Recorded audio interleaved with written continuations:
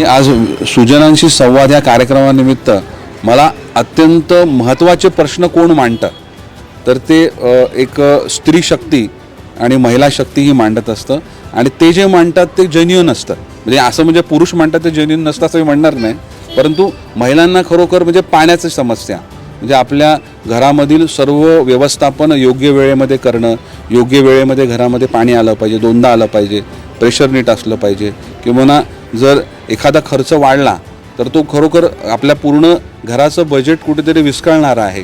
या गोष्टीचं एकदम योग्य पद्धतीनं माहिती देणारा घटक कुठला तर त्या महिला भगिनी आहेत. आणि आजवर नवी मुंबई शहराच्या पूर्ण कालखंडामध्ये पाण्याचा पुरवठा कसा होता हे सगळ्यांना माहिती आहे आणि या 2 वर्षामध्ये काय अडचण झालेली आहे ती देखील महिलांना त्या गोष्टीची जाणीव आहे. त्यामुळे महिलांनी मांडलेले विषय हे गांभीर्याने घेतले पाहिजेत. ते खूप जेन्युइन विषय आहेत आणि ते विषय सोडवण्याचा प्रयत्न केला पाहिजे. मी महिला भगिनींचं अत्यंत योग्य असे विषय मांडल्याबद्दल मी त्यांचं मनापासून आभार व्यक्त करतो.